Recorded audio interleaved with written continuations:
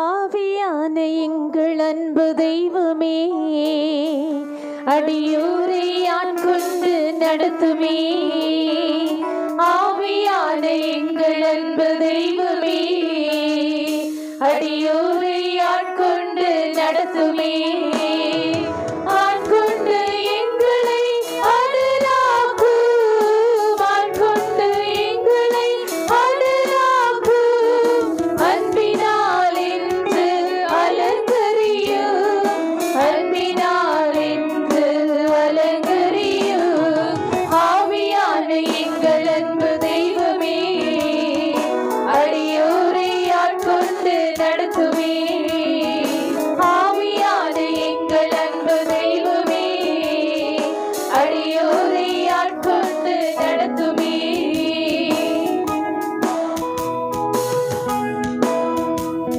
ஜெபிக்க வைக்கும் எங்கள் ஜெப வீரனே, துதிக்க தூண்டும் துணையாளரே, சாத்தானின் சகல தந்திரங்களை தகர்த்தெறிய வாருமையா.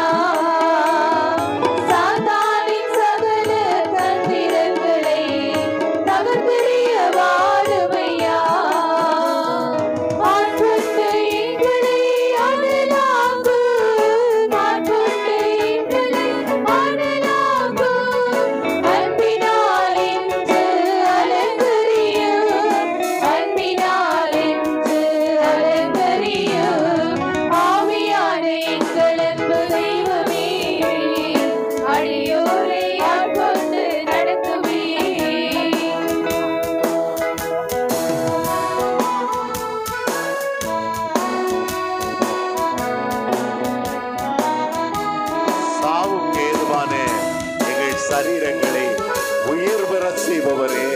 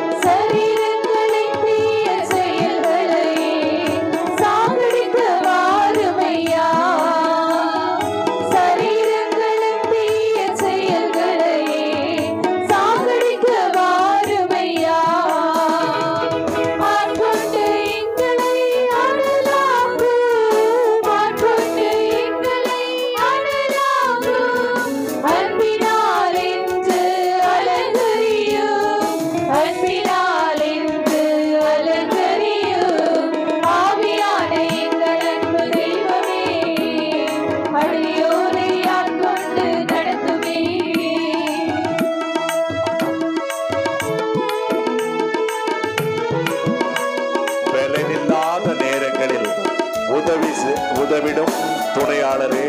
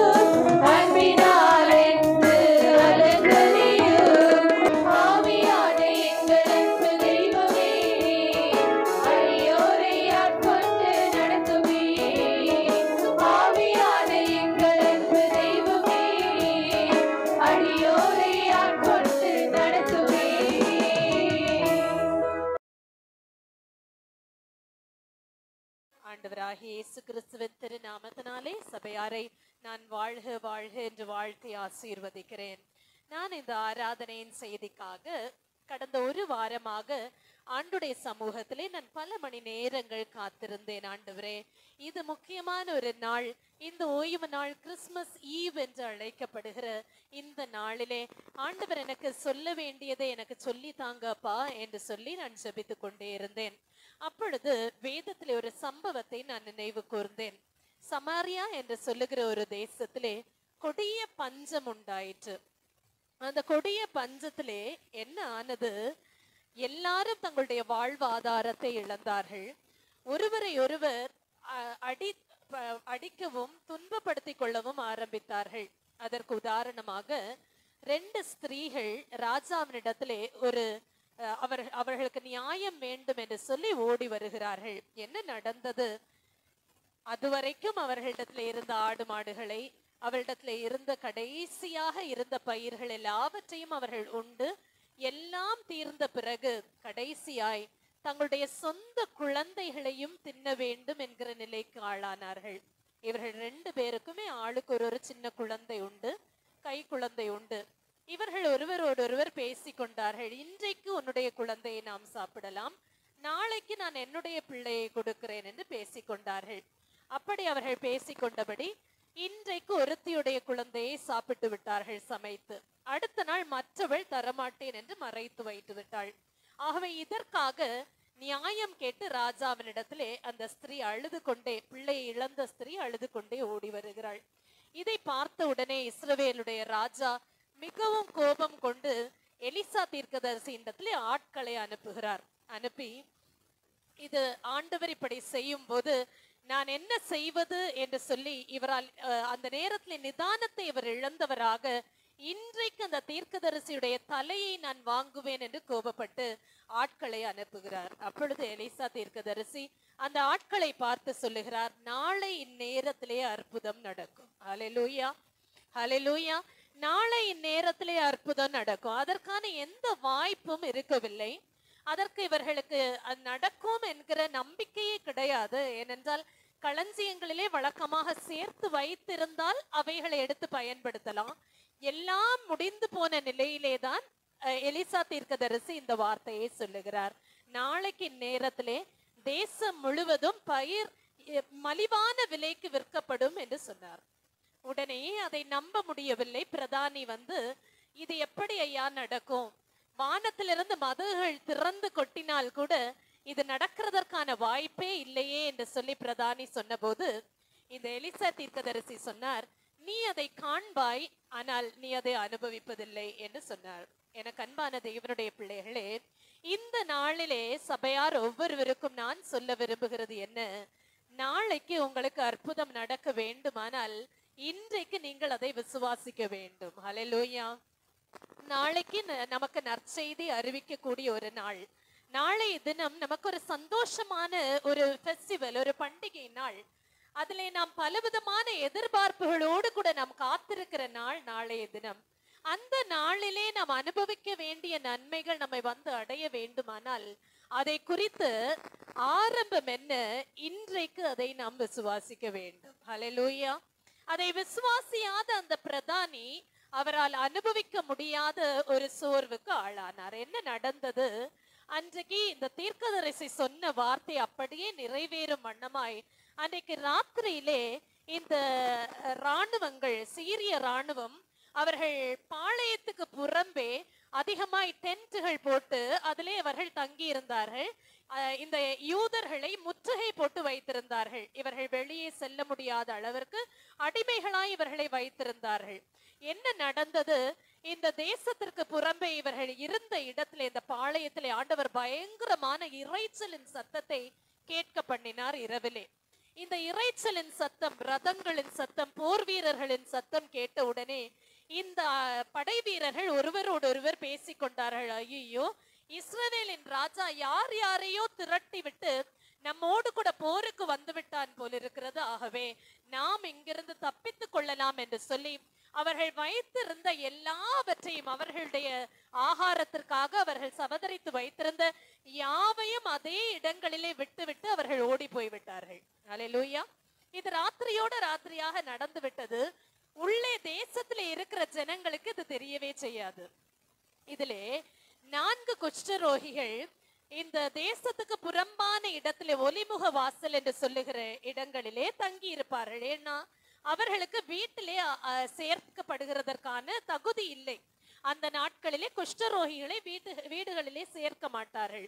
ஆகவே இந்த குஷ்டரோகிகள் 4 பேரும் அவர்கள் ஒருவரோடொருவர் பேசிக்கொண்டார்கள். அவர்களுக்கும் சாப்பிடுகிறதற்கு ஒன்றுமே இல்லை.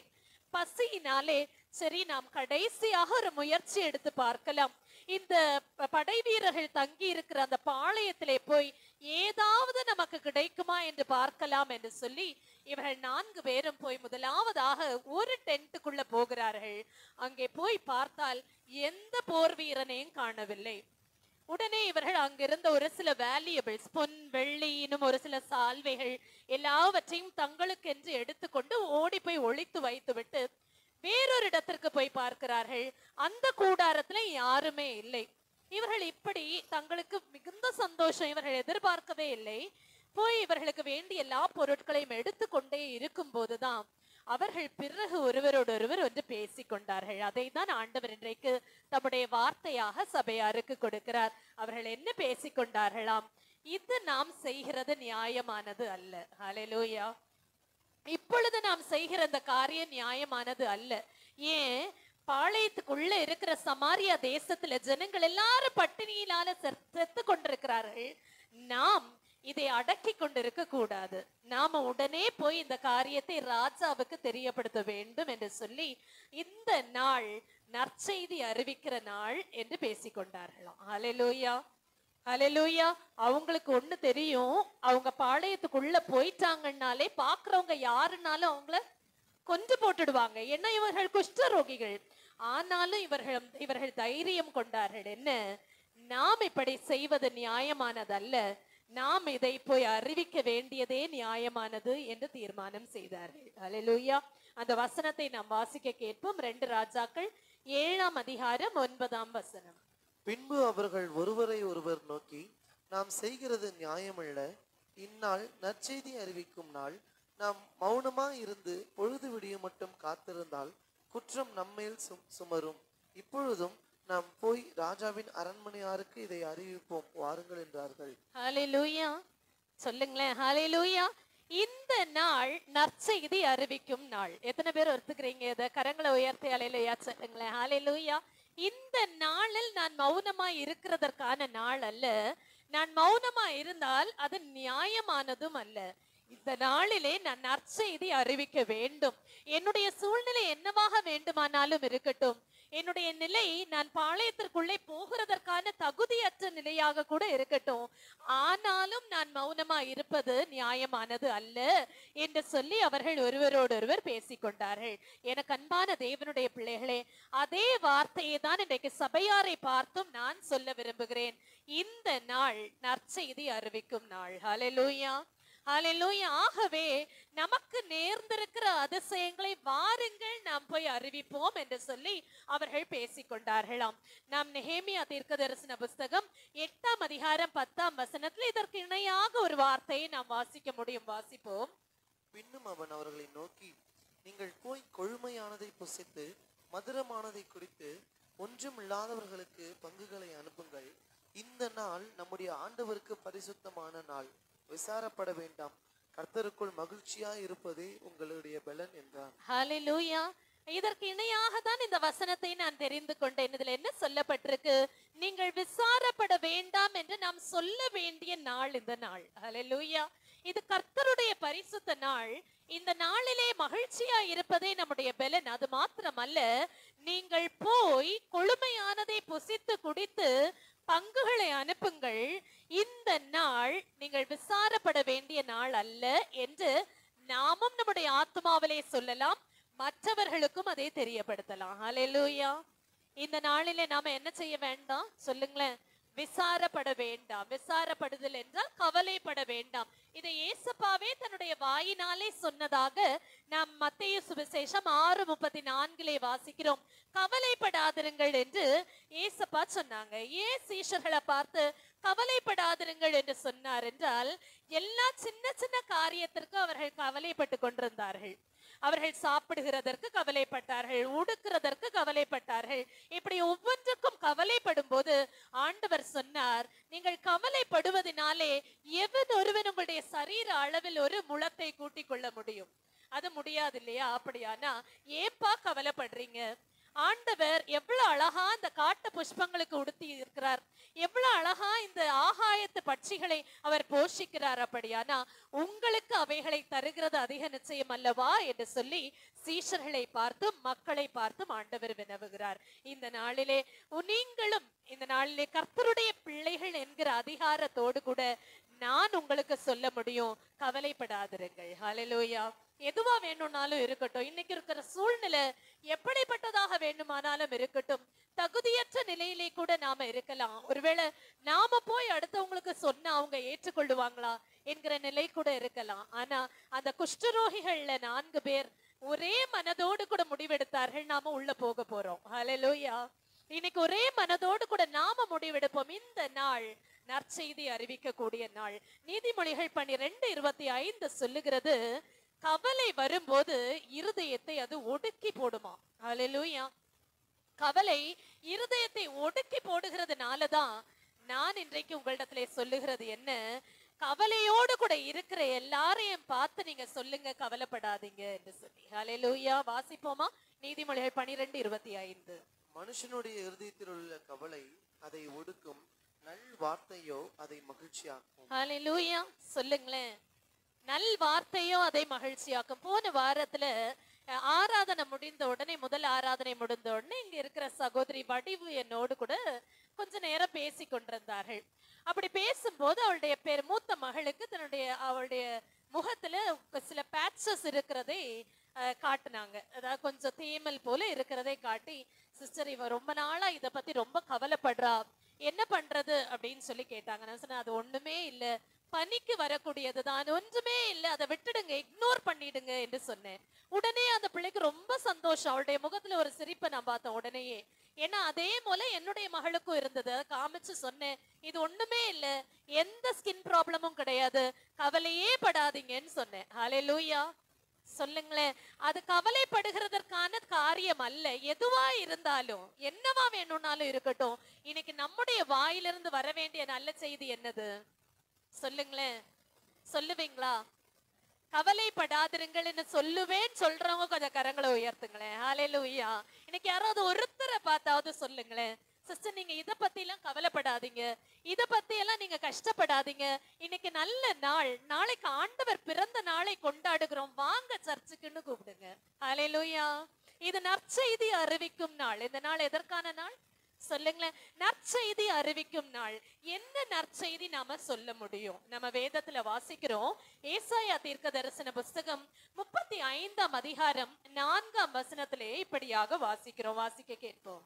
மனம் பதறுகிறவர்களை பார்த்து நீங்கள் பயப்படாதிருங்கள், திடன் கொள்ளுங்கள், இதோ உங்கள் தேவன் நீதியை சரி கட்டவும் உங்கள் தேவன் பதிலளிக்கவும் வருவார், அவர் வந்து உங்களை ரட்சிப்பார் என்று சொல்லுங்கள். ஹல்லேலூயா. இவைகள் எல்லாமே ஆண்டவர் நமக்கு சொல்லி தருகிறார். இன்றைக்கு இவைகள் எல்லாவற்றையும் சொல்லி மற்றவர்களுக்கு நல்ல செய்தி நாம சொல்ல முடியும். ஹல்லேலூயா. என்னென்ன சொல்ல முடியுமா? இன்னைக்கு மனம் பதறி இருக்கிறவங்களை பாத்தீங்கன்னா அவங்கள்ட்ட முதலாவது நீங்க என்ன சொல்ல முடியும்? பயப்படாதுங்க, நீங்க திடன் கொள்ளுங்க, இதோ உங்கள் தேவன் நீதியை சரிக்கட்ட வருகிறார், உங்கள் தேவன் பதிலளிக்க வருகிறார், அவர் வந்து உங்களை ரட்சிப்பார் என்று சொல்லுங்கள் என்று சொல்லப்பட்டிருக்கிறது. ஏசாயா 40ஆம் அதிகாரம் 8ஆம் வசனத்துல புல் உலர்ந்து பூ உதிர்கிறதற்கான நிலை ஏற்படலாமா? புல் உலர்ந்து போச்சுன்னா அதனால எந்த பயனும் இல்ல. அதே மாதிரி பூ அழகாய் பூத்து நிற்கிற பூ அது உதிர்ந்து போச்சுன்னு சொன்னா அதுல எந்த மகிமையும் இல்ல. அந்த நிலையிலே கூட நம்முடைய வாயிலிருந்து என்னதான் வரணும்? நல்ல செய்தி தான் வரணும். ஹல்லேலூயா. வருமா? சொல்லுங்களேன், வருமா? நிச்சயமா வரும்னு சொல்லுங்களேன், கரங்களை உயர்த்தி. ஹல்லேலூயா. வாசிப்போம் அந்த வசனத்தை. ஏசாயா 48. புல் உலர்ந்து பூ உதிரும், நமது தேவனுடைய வசனமோ என்றென்றைக்கும் நிற்கும் என்பதையே சொல் என்று உரைத்தது. என்ன சொல்லணுமா? என்ன சொல்லணும்? புல்லு கூட வாடிரும், பூ கூட வாடி உதிர்ந்து போயிடும். ஆனா ஆண்டுடைய வார்த்தை என்னைக்குமே மாறவே மாறாது. ஆகவே இந்த நாள் நற்செய்தி அறிவிக்கிற நாள். ஹல்லேலூயா என்று சொல்லுங்கள் என்று ஆண்டவர் உங்களுக்கு ஆலோசனை சொல்லுகிறார். நம் வேதத்திலே சமாரியாவிலே உள்ள ஸ்திரீயை குறித்து நாம் வாசிக்கிறோம். இந்த சமாரிய ஸ்திரீ நற்செய்தி அறிவிக்கிறவள் என்று சொல்லி இன்றைக்கு வரைக்கும் பேசப்படுகிறாள்.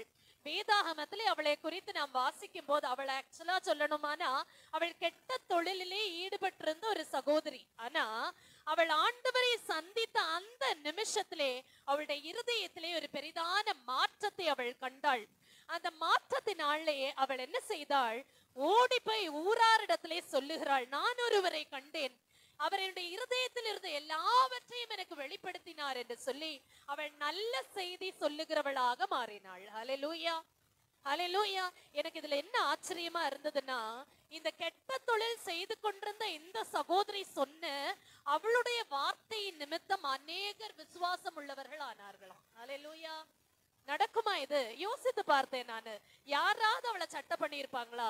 நான் யோசித்தேன். ஆனா தேவ கிருபை அவளிடத்துல இருந்ததினாலே, ஆண்டவர் அவளை தனக்கென்று தெரிந்து கொண்டதினாலே அவள் சொன்னதெல்லாம் நல்ல செய்தியாய் மாறியது. ஹல்லேலூயா. அந்த வசனத்தை நம்ம வாசிப்போம். யோவான் 4ஆம் அதிகாரம் 39ஆம் வசனம். நான் செய்த எல்லாவற்றையும் எனக்கு சொன்னார் என்று சாட்சி சொன்ன அந்த ஸ்திரீயினுடைய வார்த்தை நிமித்தம் அந்த ஊரில் உள்ள சமாரியரில் அநேகர் அவர் மேல் விசுவாசம் உள்ளவர்கள் ஆனார்கள். அவர் மேல் என்றால் ஏசப்பாவின் மேல். ஏசப்பா மேல விசுவாசம் உண்டாகிறதற்கு இவள் அவ்வளவு அதிகமாய் ஏசப்பாவை குறித்து பேசினாள். ஹல்லேலூயா. இன்னைக்கு நாம ஏசப்பாவை குறித்து எவ்வளவு அதிகமாய் பேச முடியும் என்பதை நீங்க தெரிந்து கொண்டு இன்னைக்கு செயல்படும்படியாக உங்களை நான் அன்பாய் கேட்கிறேன். இன்னைக்கு நம்ம எப்படி ஆறுதல் சொல்ல வேண்டும்? அடுத்தவங்களுக்கு உண்மையான இருதயத்தோடு கூட ஆறுதல் சொல்ல வேண்டும். யாக்கோபு தன்னுடைய முதிர் வயதிலே தன்னுடைய பிள்ளை தொலைந்து போனான். அவர் அதிகமாய் நேசித்த யோசேப்பு அவன் தொலைந்து போன போது யாக்கோபு மிகுந்த துக்கம் அடைகிறார். அவருடைய துக்கத்தை யாராலும் ஆறுதல் படுத்த முடியவில்லை. அங்கு வேதத்திலே நாம வாசிக்கிறோம், இவளுடைய சொந்த இந்த யோசேப்புடைய சொந்த சகோதரர்கள் தான் அவனுக்கு தீங்கு இழைத்திருக்கிறார்கள். ஆனா அது தகப்பனுக்கு தெரியாது. இவர் துக்கத்துல இருக்கும் போது அவருடைய அனைத்து குமாரர்களும் குமாரத்திகளும் வந்து நின்னாங்களாம். எதற்காக? அவருக்கு ஆறுதல் சொல்ல வந்து நின்னாங்களாம். அப்ப அது உண்மையான ஆறுதலா இருந்திருக்குமா? சொல்லுங்களேன். அவன் தான் செஞ்சுட்டே வந்து நிக்கிறான். ஹல்லேலூயா. செஞ்சுட்டு வந்தவனே அவன் தான். ஆனா அவன் வந்து இங்க போலியா வேஷம் போட்டு அப்பாக்கு முன்னால அப்படியே நடிக்கிறான், அழுகிற மாதிரி நடிக்கிறான். அப்பா நீங்க அழாதீங்கப்பா, நீங்க அழுதா எங்களால தாங்க முடியலப்பான்னு என்னென்னமோ சொல்லி பாக்குறான். ஆனா அவரால் அதுல ஆறுதல் அடையவே முடியவில்லை. ஹல்லேலூயா, ஹல்லேலூயா. உண்மையா இருதயத்திலிருந்து நாம ஆறுதலை சொல்லும் போது நிச்சயமாக அவருடைய வாழ்க்கையிலே அதை கிரியேட் செய்யும். நம்புறீங்களா இல்லையா? ஹல்லேலூயா. நாம வாசிக்கிறோம் ஆதியாகமம் 37ஆம் அதிகாரம் 35ஆம் வசனத்துல இந்த யாக்கோபுடைய குமாரத்திகள் எல்லாரும் அவனுக்கு ஆறுதல் சொல்ல வந்து நின்றார்கள். ஆனாலும் அவன் ஆறுதலுக்கு இடம் கொடுக்கவே இல்லை. அவன் துக்கத்திலே தான் இருந்தான். பல மணி நேரங்கள் இருந்திருக்கலாம், பல நாட்கள் இருந்திருக்கலாம். அவனுடைய துக்கம் ஆறாத துக்கமாக ஆண்டு காலமாக இருந்தது. என் அன்பு தேவனுடைய பிள்ளைகளை, இன்றைக்கு நாம போய் ஒருத்தருக்கு ஆறுதல் சொல்ல வேண்டுமானால் அது உள்ளத்திலிருந்து வர வேண்டும். ஏதோ நேம் சேக்குக்கு நாம சொல்லணுமே கடனே என்று சொல்லி அல்ல, உண்மையாகவே உள்ளத்திலிருந்து நாம் சொல்லுகிற நற்செய்தி அவளுடைய வாழ்க்கையில ஒரு பெரிதான கிரியையை உண்டாக்கும். ஹல்லேலூயா, ஹல்லேலூயா. அதே சமயம் இந்த யோசேப்பு தன்னுடைய சகோதரருக்கு பிற்காலத்துல ஆறுதல் சொல்றார் பாருங்க. அவர் என்ன ஆறுதல் சொல்லுகிறார்? ஆதியாகமம் 50ஆம் அதிகாரம் 21ஆம் வசனத்தை வாசிப்போம். ஆதலால் பயப்படாதிருங்கள், நான் உங்களையும் உங்கள் குழந்தைகளையும் பராமரிப்பேன் என்று அவர்களுக்கு ஆறுதல் சொல்லி அவர்களுடைய பட்சமாய் பேசினான். ஹல்லேலூயா. இந்த யோசேப்பு இந்த இடத்துல ஆறுதல் சொல்லும் போது அவருடைய பகையை அவர் மறந்தார், அவருடைய விரோதத்தை அவர் மறந்தார். எந்த நினைப்பும் இல்லாமல் இருதயத்திலே அன்பை மாத்திரம் கொண்டு ஆறுதல் சொன்னார். அவர்கள் எல்லாரும் ரொம்ப ரிலாக்ஸ் ஆயிட்டாங்க. ஹல்லேலூயா. என் அன்பு தேவனுடைய பிள்ளைகளை, இன்றைக்கு ஆறுதல் சொல்லும்படியாக, நல்ல செய்தி சொல்லும்படியாக உங்களுக்கு ஒரு நியமம் சொல்லப்படுகிறது. அப்ப என்னென்ன வைத்து நம்ம ஆறுதல் சொல்ல முடியும்? நம்ம வாசித்தோமே, மனம் பதறுகிறவர்களை பார்த்து நம்ம என்ன சொல்லணுமா? முதலாவது, பயப்படாதிருங்கள். என்ன சொல்லணும்? பயப்படாதிருங்கள். இன்றைக்கு நம்ம முடிந்த வரைக்கும் நல்ல செய்தி யார் யாருக்கு சொல்ல முடியுமோ சொல்லுவோம். பயப்படாதிருங்கள் என்று சொல்லுங்கள். மத்தேயு சுவிசேஷம் 10ஆம் அதிகாரம் 28ஆம் வசனம் சொல்லுகிறது, சரீரத்தை மாத்திரம் கொல்லுகிறவர்களுக்கு நீங்கள் பயப்பட வேண்டாம். சிலர் என்ன செய்வாங்கன்னா, கூட இருக்கிற மனுஷங்களுக்கே பயப்படுவாங்க. அந்த மனுஷன் எனக்கு என்ன கேடு செய்து விடுவானோ என்று சொல்லி ஏதோ ஒரு சில காரணங்களினால பயப்படுவாங்க. அப்படி மனம் பதறி பயந்து இருக்கிறவங்களை பார்த்து நீங்க சொல்லணுமா? சரீரத்தை கொல்லுகிறதற்கு வல்லமை உடையவர்களை பார்த்தெல்லாம் நீங்க என்ன செய்யாதீங்க, பயப்படாதீங்க. வாசிப்போம் அந்த வசனத்தை, மத்தேயு 10:28. ஆத்துமாவை கொல்ல வல்லவர்களாயிராமல் சரீரத்தை மாத்திரம் கொல்லுகிறவர்களுக்கு நீங்கள் பயப்பட வேண்டாம். ஆத்துமாவையும் சரீரத்தையும் நரகத்திலே அழிக்க வல்லவருக்கே பயப்படுங்கள். ஹல்லேலூயா. யாருக்கு மாத்திரம் பயப்படுங்க? ஆண்டவருக்கு மாத்திரம் பயப்படுங்க. வேற யாருக்குமே நீங்க பயப்பட தேவையே இல்லை என்று சொல்லி உங்களால ஆறுதல் சொல்ல முடியும். 10ஆம் அதிகாரம் 31ஆம் வசனம் சொல்லுகிறது, ஏன் பயப்பட வேண்டாமா?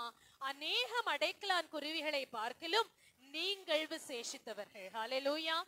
அதனாலதான் ஆண்டவர் சொல்லுகிறார், நீங்க பயப்படவே வேண்டாம்.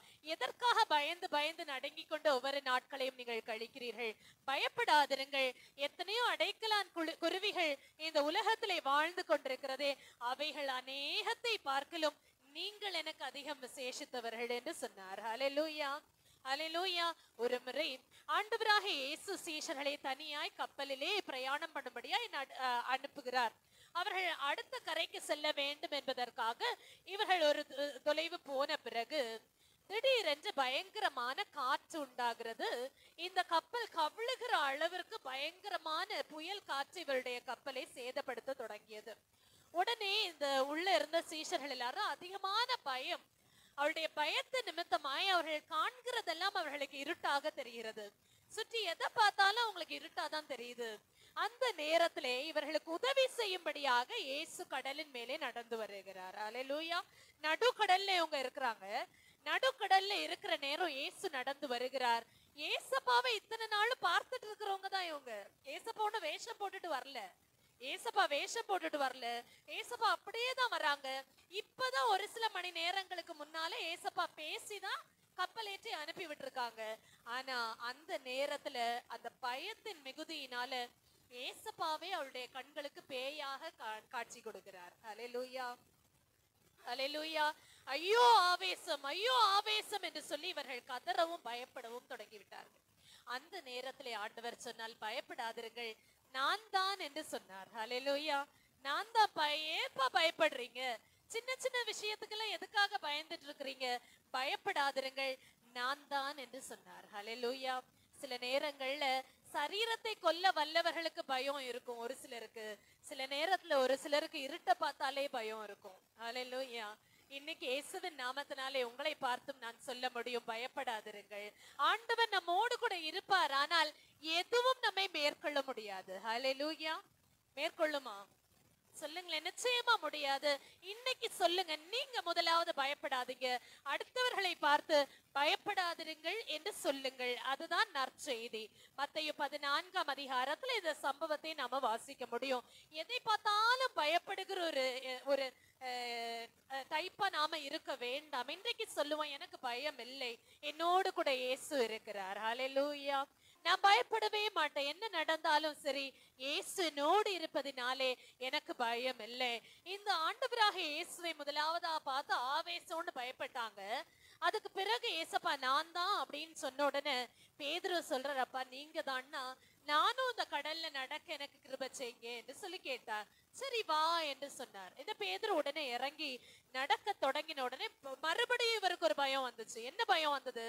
பயங்கரமா வீசுகிற காற்றையும் புயலையும் பார்த்த உடனே பயம் வந்தது. ஹல்லேலூயா.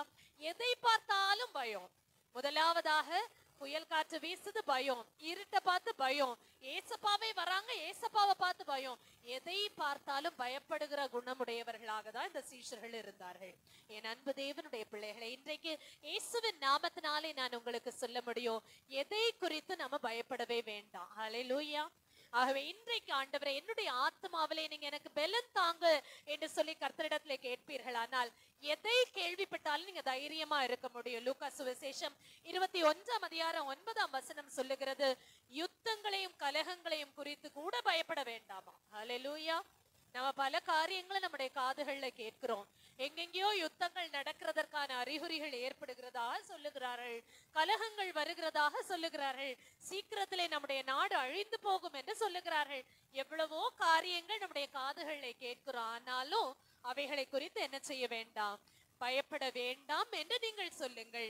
நம்ம அதிகமா இந்த பயம் என்பது நம்மை வாட்டிக்கொண்டே இருக்கிறதாகவே இன்னைக்கு சொல்லுங்க, நான் பயப்பட மாட்டேன். அடுத்ததாக மனம் பதறுகிறவர்களை பார்த்து திடன் கொள்ளுங்கள் என்று சொல்லுங்கள். என்ன சொல்லணுமா? சொல்லுங்களேன். திடன் கொள்ளுங்கள் என்று சொல்ல வேண்டும். ஆசா என்று சொல்லுகிற ஒரு ராஜாவை குறித்து நாம 2 நாளாம் புஸ்தகத்திலே வாசிக்கிறோம், 15ஆம் அதிகாரத்திலே வாசிக்கிறோம்.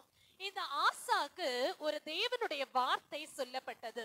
ஒரு தீர்க்கதரிசி வந்து ஆசாவுக்கு, தீர்க்கதரிசி ஆகிய அசரியா வந்து சொல்லுகிறார், 2 நாளாம் 15ஆம் அதிகாரம் 2ஆம் வசனத்துல, நீங்கள் கர்த்தரோடு இருந்தால் அவர் உங்களோடு இருப்பார். அதுதான் ஸ்டேட்மெண்டே. அப்படின்னா என்ன? வெட்டு 1 துண்டு 2. ஹalleluya. நீ கர்த்தரோட இரு, அவர் உன் கூட இருப்பாரு. ஹalleluya. அதுதான் திடன், அதுதான் திடன். எந்த அசைவும் இல்லாத ஒரு முடிவு. நீ கர்த்தரோடு இருந்தால் அவர் உங்களோடு இருப்பார் என்று தீர்க்கதரிசியாகி அசரியா மூலமாக ஆசாவுக்கு ஒரு வார்த்தை கிடைக்கிறது. அதுவரைக்கும் பயந்து நடுங்கி கொண்டிருந்த ஆசா உடனேயே தீர்மானம் எடுக்கிறார், திடன தீர்மானம் எடுக்கிறார். என்ன? தன்னுடைய ஜனங்கள் எல்லாரையும் கூட்டி சொல்லுகிறார், இது முதல் ஸ்திரீகளாக இருக்கட்டும், பிள்ளைகளாக இருக்கட்டும், ஆண்களாக இருக்கட்டும், யாரா இருந்தாலும் கர்த்தரை தவிர வேறு எந்த தெய்வத்தையாவது வணங்குகிற எவனாவது ஒருவன் கண்டு கொள்ளப்பட்டால் அவன் கொலை செய்யப்பட வேண்டும் என்கிற தீர்மானத்தை வைத்தாராம். அதை ஒரு ஆணையாக கொண்டு வந்தாராம். ஹalleluya. சொல்லுங்களேன், ஹalleluya. அப்படி ஒரு ஆணை பிறப்பிக்க இவருடைய திடன் காரணமாக இருந்தது. இவருக்கு ஒரு வார்த்தை கிடைத்தது. இந்த வார்த்தையை கொண்டு ஒரு ஆணை பிறப்பிக்கிறார் நாட்டு மக்களுக்கு. என்ன? யார் ஒருத்த விக்கிரகங்களை வணங்க போனேன்னா உன்னை கொன்னுடுவேன். எனக்கு என்ன ரொம்ப ஆச்சரியமா இருந்ததுன்னா, அதை தொடர்ந்து சொல்லப்பட்டிருக்கு, இந்த ஆணையின் நிமித்தமா இஸ்ரவேலர் அனைவரும் சந்தோஷப்பட்டார்களாம். ஆச்சரியமா இருக்கா? நம்ம அதை வாசிக்கிறோம். 2 நாளாகும் 15ஆம் அதிகாரம் 15ஆம் வசனம் வாசிப்போம். இந்த ஆணைக்காக யூதா ஜனங்கள் யாவரும் சந்தோஷப்பட்டார்கள். தாங்கள் முழு இதயத்தோடும் ஆணையிட்டு தங்கள் முழு மனதோடும் அவரை தேடினார்கள். கர்த்தர் அவர்களுக்கு வெளிப்பட்டு சுற்றுப்புறத்தாரால் யுத்தம் இல்லாதபடிக்கு அவர்களை இளைப்பாற பண்ணினார். ஹalleluya. முடிவு என்ன ஆச்சது தெரியுமா? 20 வருஷம், அது 15வது வருஷம் இது நடக்கிறது. எப்போன்னா ஆசாவுடைய 15வது ஆண்டிலே இது நடக்கிறது. அவருடைய ராஜ்யபாரம் 15வது ஆண்டிலே இது நடக்கிறது. அதற்கு பிறகு 35 ஆண்டுகள் ஆகிற வரைக்கும், அதாவது 20 ஆண்டுகள் கழித்து கூட அவர்களுடைய நாட்டில எந்த யுத்தமும் இருக்கவே இல்லையா. கரங்களை உயர்த்தி ஒரு அல்லேலூயா சொல்லுங்க. ஹalleluya. காரணம் என்ன? ராஜா கொடுத்த ஆணையின் நிமித்தமாய் ஜனங்களும் தங்களை திடப்படுத்தி கொண்டார்கள். ஹalleluya. அவங்களுடைய இருதயத்துல ஸ்ட்ராங்கா ஒரு டெசிஷன் எடுத்தாங்க. என்ன? நான் கர்த்தரோடு கூட நடப்பேன். ஹalleluya. எனக்கு யார் யார் சொல்ல போறோம்? என்னுடைய நடை, என்னுடைய உடை, என்னுடைய எல்லாம் என் இயேசுவுக்காக, என் ஆண்டவரோடு கூட நான் நடக்கிறதை என்னுடைய தீர்மானமாக நான் கொள்ளுகிறேன் என்று நாம் சொல்லுவோமானால் மற்றவர்களை பார்த்து திடன் கொள்ளுங்கள் என்கிற நற்செய்தியை நாம சொல்ல முடியும். ஹalleluya. இன்னைக்கு சொல்லுவீங்களா திடன் கொள்ளுங்கள் என்று சொல்லுவீங்களா? இல்ல ஆத்துல ஒரு கால் சேத்துல ஒரு கால் என்று சொல்லுவீர்களா? இல்லை, எனக்கு வெட்டு 1 துண்டு 2 தான். ஹalleluya. ஹalleluya. ஆண்டவர் எனக்கு வேண்டும் என்பது மாத்திரம்தான், வேறு எந்த விதமான பரிசீலனையும் எனக்கு தேவையே இல்லை என்று சொல்லி இன்றைக்கு நாம முடிவெடுப்போம். யோபு என்று சொல்லுகிற பரிசுத்தவான் சொல்லுவார், யோபு 13:15, அவர் என்னை கொன்று போட்டாலும் அவர் மேல் நான் நம்பிக்கையா இருப்பேன். அதுதான் திட நம்பிக்கை. அந்த திட நம்பிக்கையை தான் நீங்க எனக்கு சொல்லணும் என்று இயேசுவின் நாமத்தினாலே நான் சொல்லுகிறேன். யோபு என்னை கொன்று போட்டால் எனக்கு சாவே வரட்டும், எனக்கு மரணமே வரட்டும், நான் அவருடைய வழிகளையே நான் கடைபிடிப்பேன் என்று சொல்லி அவர் சொல்லுகிறதாக நாம் இந்த வசனத்திலே வாசிக்கிறோம். அப்படியானா நீதிமான்கள் என்ன செய்வாங்களாம்? ஒருவரை ஒருவர் திடப்படுத்திக் கொள்ளுவார்களாம். ஏசாயா 41:6 வாசிப்போம். ஏசாயா 41:6. ஒருவருக்கு ஒருவர் ஒத்தாசை செய்து திடன்கொள் என்று சகோதரனுக்கு சகோதரன் சொல்லுவான் என்று சொல்லப்பட்டிருக்கு. அப்படின்னா என்ன? அதுக்கு முன்னால இருக்கிற வசனங்களை வாசித்தோமானா இதை யார் சொல்லுவாங்க? நீதிமான் தான் சொல்லுவாங்க. நீதிமான்களுடைய இருதயத்துல திட நம்பிக்கை இருக்கும், அவங்களிடத்துல அசைவே இருக்காது. ஆகவே அவங்க ஒருவருக்கு ஒருவர் ஒத்தாசை செய்து கொள்ளுவாங்க, மற்றவர்களை பார்த்து திடன் கொள்ளுங்கள் என்று சொல்லுவார்கள். ஹல்லேலூயா, ஹல்லேலூயா. இன்னைக்கு சொல்ல முடியுமா நம்மளால? அது ஒரு நற்செய்தி. நம்ம கூட இருக்கிறவங்களிடத்துல, அடுத்தவங்களிடத்துல ஒரு போன் போட்டாவது சொல்லுங்க, யார் மனம் பதறி இருக்கிறாங்கன்னு உங்களுக்கு ஒருவேளை தெரியுமானா அந்த குறிப்பிட்ட பிரச்சனைக்காக நீங்க சொல்லுங்க, சகோதரரே சகோதரியே நீங்கள் கலங்க வேண்டாம், நீங்கள் திட நம்பிக்கையோடு கூட கர்த்தரோடு கூட இருங்க, உங்களுடைய காரியங்களை ஆண்டவர் பார்த்து கொள்ளுவார், உங்களுக்கு இனி யுத்தம் இராது என்று சொல்லுங்க, தைரியமா சொல்லுங்க. ஹல்லேலூயா. இது நற்செய்தி அறிவிக்கும் நாள். கரங்களை உயர்த்தி ஒரு அல்லேலூயா சொல்லுங்களேன். அடுத்ததாக பயப்படாதிருங்கள், திடன் கொள்ளுங்கள், இதோ உங்கள் தேவன் நீதியை சரி கட்டுவார் என்று சொல்லுங்கள். இதோ உங்கள் தேவன் என்ன செய்வார்? நீதியை சரி கட்டுவார். சில நேரங்கள்ல அநியாயம் மாத்திரம் தான் நடந்துகிட்டு இருக்கோம். என்ன செய்தாலும் நமக்கு நீதி நியாயம் கிடைக்கவே செய்யாது. நாமளும் பல முயற்சிகளை எடுத்து பார்த்திருப்போம். நியாயமாய் நமக்கு கிடைக்க வேண்டிய ஒரு சில ஆசீர்வாதங்கள் கூட தடையா இருக்கிறத நாம பார்த்து கொண்டிருப்போம். அதை தான் ஞானி சொல்லுவார். பிரசங்கி 3ஆம் அதிகாரம் 16ஆம் வசனத்துல அநியாயம் நடக்குது, அநீதி நடக்குது. இந்த பூலோகத்துல எங்க பார்த்தாலும் அநியாயம், எங்க பார்த்தாலும் அநீதியை தான் நான் பாக்குறேன். நியாயஸ்தலத்துல கூட அநியாயம் தான் நடந்துட்டு இருக்கு. நம்ம கோர்ட்ல போனா நமக்கு அங்க நீதி கிடைக்கும் என்று சொல்லி போனா கூட அங்கேயும் என்னதான் கிடைக்குது? அநீதி தான் கிடைக்குது. அங்கேயும் அநியாயம் தான் நடக்குது. பணத்திற்காக தான் பேசுகிறார்கள், பணத்திற்காக தான் செயல்படுகிறார்கள். ஆனால் ஒன்று எனக்கு தெரியும் என்று சொல்லி உடனேயே அந்த ஞானி சொல்லுகிறார் அடுத்த வசனத்துல, தேவனே நியாயம் தீர்ப்பார். கரங்களை உயர்த்தி ஒரு சொல்லுங்க. ஹல்லேலூயா. வாசிப்போமா? பிரசங்கி 3:17. சகல எண்ணங்களையும் சகல செய்கைகளையும் நியாயம் தீர்க்கும் காலம் இனி இருக்கிறபடியால் சர்மார்க்கனையும் துன்மார்க்கனையும் தேவன் நியாயம் தீர்ப்பார் என்று என் உள்ளத்தில் எண்ணினேன். இன்னைக்கு உள்ளத்துல சொல்றத வெளியே எல்லார்கிட்டையும் சொல்லுங்க. கரங்களை உயர்த்தி ஒரு அல்லேலூயா சொல்லுங்க. ஆண்டவரை நல்ல செய்தியாய் அறிவிக்க வேண்டிய இந்த நேரத்துல துன்மார்க்கனுக்கும் சன்மார்க்கனுக்கும் முடிவு என்ன, நல்லது நடக்கும், யாருக்கு நல்லது நடக்கும் என்பதை அறிவியுங்கள் என்று இயேசுவின் நாமத்தினாலே சொல்லுகிறேன். இதை நம்ம ஏற்கனவே நாம் வாசித்திருக்கிறோம், நம்ம இந்த சம்பவத்தை அறிந்திருக்கிறோம். ஆனாலும் நான் குறிப்பிட விரும்புகிறேன். அதோனி பேசேக் என்று சொல்லுகிற ஒரு ராஜா, இந்த ராஜா என்ன செய்தானா, அவனுக்கு கீழே 70 ராஜாக்களை அவர்களை கைது செய்த போது அவருடைய கைகளுக்கும் கால்களுக்கும் இருக்க பெரு விரல்களை வெட்டி போட்டானாம். வெட்டி போட்டு விட்டு அவருடைய மேஜையின் கீழே விழுகிற எச்சில் இருக்கும் இல்லையா, அந்த எச்சிலை பொறுக்கி தின்னுகிறதற்கு, நக்கி தின்னுகிறதற்கு அந்த 70 ராஜாக்களையும் அப்படிப்பட்ட ஒரு பயங்கரமான தண்டனையை கொடுத்தானாம். என்ன நடந்துச்சு தெரியுமா? இந்த அதோனி பேசேக்கு இவனையும் யூதர்கள் கைது செய்தாங்க, அதே தண்டனை இவனுக்கு வந்துச்சு. ஹல்லேலூயா. இவனுடைய பெருவிரல்களும் என்ன செய்யப்பட்டது? வெட்டப்பட்டது. ஹல்லேலூயா. சொல்லுங்களேன், தேவன் நீதியை சரி கட்டுவார். கரங்களை உயர்த்தி ஒரு அல்லேலூயா சொல்லுங்க. இந்த சம்பவத்தை நீங்க வீட்டுல போய் வாசித்துக் கொள்ளுங்க. நியாயாதிபதிகள் 1ஆம் அதிகாரத்திலே முதல் வசனங்களில் இருந்தே நம்ம அதை வாசிக்க முடியும். 70 ராஜாக்களை மண்டியிட செய்த ஒரு ராஜாவால ஆண்டவருக்கு முன்னால நிற்கவே முடியாது. ஹல்லேலூயா, ஹல்லேலூயா. என் ஆண்டவர் நீதி செய்கிற தேவன் என்று நீங்கள் சொல்லுங்கள். அடுத்ததாக உங்கள் தேவன் பதில் அளிப்பார் என்று சொல்லுங்கள். உங்கள் தேவன் என்ன செய்வார்? பதில் அளிப்பார் என்று சொல்லுங்க. Unanswered prayers. நிறைய நேரங்கள்ல இது நடக்காது, ஆனாலும் சாங்கியத்துக்காக ஆண்டவரிடத்துல ஒரு பெட்டிஷன் போட்டு வைப்போம் அப்படின்னு ஒரு தாட் இருக்கும். அந்த மாதிரி இருக்கிற காரியங்கள்ல கூட ஆண்டவர் பதில் அளிப்பார் என்று சொல்ல தொடங்குங்க இன்னைக்கு. ஹல்லேலூயா. என் தேவன் பதில் அளிப்பார் என்று சொல்லுங்கள். சகரியா எலிசபெத் என்று சொல்லுகிற மிகவும் முதிர்ந்த வயதுடைய ஒரு தம்பதியார் ஆண்டவர் வர காத்திருந்தவர்கள். அவர்கள் யார்? ரொம்ப பரிசுத்தமானவங்க. அவங்கள பத்தி சொல்லப்பட்டிருக்கு, அவங்களிடத்துல குற்றம் இருந்ததே இல்லையா. அவர்கள் குற்றமற்றவர்களும் நீதி உள்ளவர்களுமா இருந்தார்கள். அவங்க அயோதிப காலத்துல இருந்தாலும் கூட அவங்களுடைய எண்ணம் எல்லாம் ஆண்டவர் எப்போ வருவார், ஏசப்பாவை நாங்க எப்போ சந்திப்போம், மேசியாவை நாங்க எப்போ பார்ப்போம் என்கிற எண்ணம் மாத்திரம் தான் அவங்களுடைய இருதயத்துல இருந்தது. அவங்களுடைய குறித்து கூட அவங்க கலங்கவே இல்லை. அவங்களுடைய குறையை குறித்து கூட அவங்க சொன்னதாக வேதத்துல இல்ல. ஆனால் ஆண்டவரோ தன்னை எதிர்பார்த்து காத்திருந்த பிள்ளைகளுக்கு முதலாவதாக அவருடைய இருதயத்தின் அங்கலாய்ப்பை மாற்றினார். ஹல்லேலூயா, ஹல்லேலூயா. அவர்கள் கேட்காத ஜெபம் கூட அவர்களுக்கு அங்கீகரிக்கப்பட்டது. கரங்களை உயர்த்தி ஒரு அல்லேலூயா சொல்லுங்களேன். ஹல்லேலூயா. அவர்கள் பிள்ளை பெறுகிறதற்கான ஒரு வாய்ப்பை ஆண்டவர் ஏற்படுத்தி கொடுத்தார். தேவதூதன் மூலமாய் மிகுந்த சந்தோஷம் உண்டாயிற்று. ஹல்லேலூயா. ஆண்டவருக்கு நாம் பிரியமான ஒரு வாழ்க்கை வாழுவோமானால் இன்னைக்கு நான் சொல்ல முடியும், தேவன் உங்களுக்கு பதில் அளிப்பார். ஹல்லேலூயா. நீங்க நினைக்கலாம் இது நடக்க சான்ஸே இல்லை, இதுக்கு மேல இதுக்கு முயற்சி எடுத்து எந்த பிரயோஜனமும் இல்லை. நிச்சயமா கிடையாது. தேவன் பதில் அளிப்பார் என்று சொல்லுங்கள் இன்னைக்கு. ஹல்லேலூயா.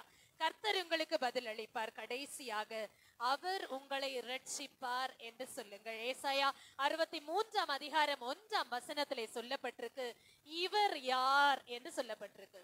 அந்த இவர் யார்? இன்னைக்கு நான் அதே கேள்வியை தான் உங்களிடத்துல கேட்க போறேன். இவர் யார்? அவர் வல்லமையானவர். அவர் எழுந்தருளி வந்திருக்கிறார். அந்த எழுந்தருளி வல்லமையாய் வந்திருக்கிற இவர் யார்? சொல்லுங்களேன். அவர் யார்? ரட்சிக்கிறவர். அவர் யார்? ரட்சிக்கிறவர். இவர் யார் என்று சொல்லப்பட்டிருக்கு. ரட்சிக்கிறவராகிய நான் தானே என்று பதிலும் அதே வசனத்துல இருக்கு. ஏசாயா 63:1 வாசிப்போம். ஏதேமிலும் அதில் உள்ள போஸ்ரா பட்டணத்திலும் இருந்து சாயந்தீர்த்த வஸ்திரங்கள் உடையவர்களாகவும் மகத்துவமாய் உடுத்திருக்கிறவராகவும் தமது மகத்தான வல்லமையிலே